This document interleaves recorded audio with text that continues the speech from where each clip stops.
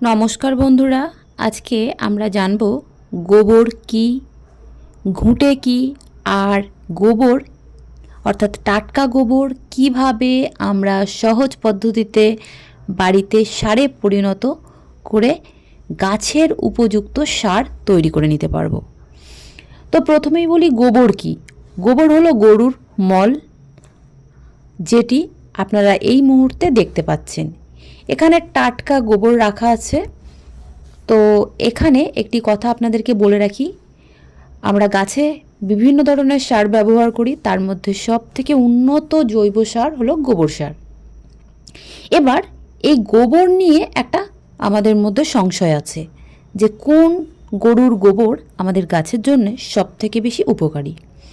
তো এক্ষেত্রে দেখবেন অনেক বাড়িতে, গ্রামের দিকে অনেক বাড়িতে একটা বা দুটো গরু পোষা হয়।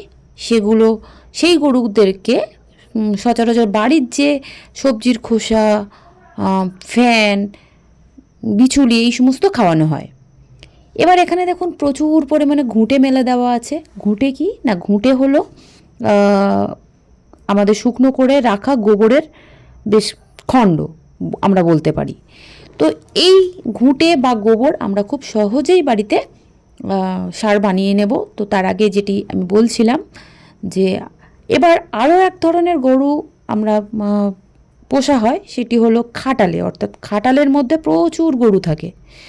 তো আমরা অবশ্যই চেষ্টা করব গ্রামের বাড়িতে যে গরু পোষা হয় সেই গরুর যে গোবর সেটি সংগ্রহ করার।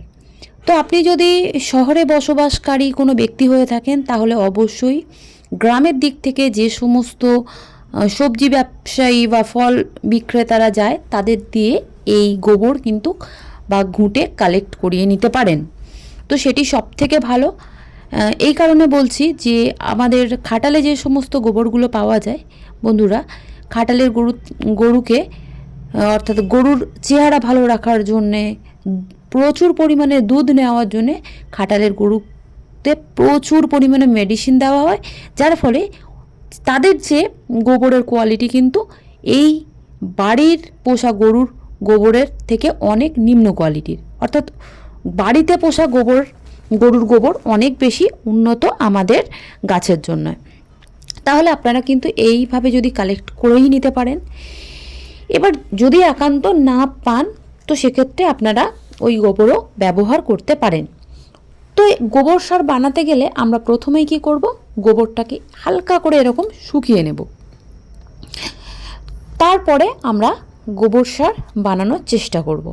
কিভাবে করব বন্ধুরা, আমি এখানে যে পদ্ধতি বলবো অবশ্যই সেই পদ্ধতি যদি আপনারা অবলম্বন করেন তাহলে সরাসরি সেই মাটিতেই আপনারা গাছ বসাতে পারবেন। এখানে দেখুন গোবরটা হালকা করে শুকনো করা হচ্ছে, এবং এই যে গোবরটা শুকনো করা হচ্ছে এর একটা কারণ আছে। কারণ কাঁচা গোবর কিন্তু মাটির সঙ্গে মেশানো খুব কষ্টকর ব্যাপার, কারণ জানেন গোবরটা একটা অন্যরকম একটা গন্ধও আছে। তাই আপনারা যদি গোবরটাকে হালকা শুকিয়ে নিয়ে ব্যবহার করেন তাহলে মাটির সঙ্গে মেশাতে যেমন সুবিধা হবে, আর এখানে মানে হাত দিতেও সমস্যা হবে না। তো কতটা মাটির সঙ্গে কতটা গোবর মেশাবেন, এখানে আমি বলবো যে 1 বস্তা যদি আপনি গোবর নেন সেখানে অবশ্যই 3 বস্তা মাটি মেশাবেন, অর্থাৎ 3:1 অনুপাতে গোবর এবং মাটি মেশাবেন।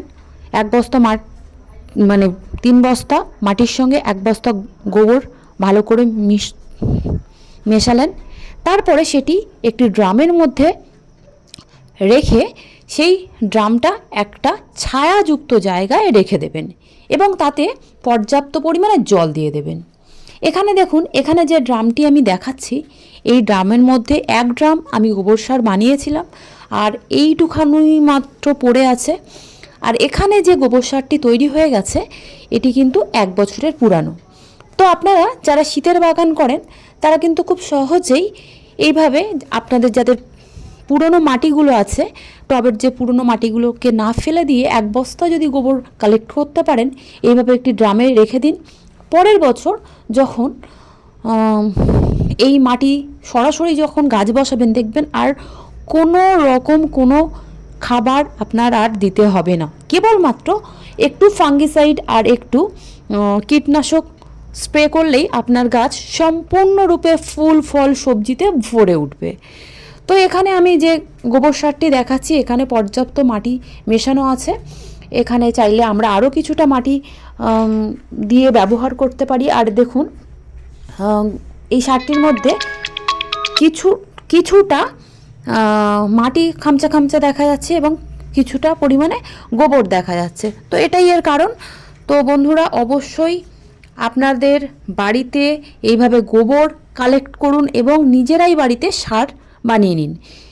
এইভাবে যদি ড্রামের মধ্যে আপনারা গোবর এবং মাটি একসঙ্গে জল দিয়ে রেখে দেন, তাহলে একটা সময়ের পরে দেখবেন ওই গোবর এবং মাটির মধ্যে পর্যাপ্ত পরিমাণে কেঁচো তৈরি হচ্ছে এবং সেই কেঁচো থেকে অটোমেটিক্যালি একটা ভার্মি তৈরি হওয়া শুরু হয়ে যাবে। আর এখানে দেখুন একদম ঝুরঝুরে একটা গোবর সার তৈরি হয়েছে, যে সারটি আমরা সরাসরি গাছ বসাতে ব্যবহার করতে পারি বা পরবর্তীতে গাছে আমরা সার হিসাবেও ব্যবহার করতে পারি। তো বন্ধুরা, এই ছিল আজকে ছোট্ট একটি নিবেদন। অবশ্যই আপনারা যারা নতুন বাগানি হন বা পুরনো বাগানি, এইভাবে গোবর সার বানিয়ে গাছ করে দেখুন, আপনার গাছ আপনার সঙ্গে কথা বলবে।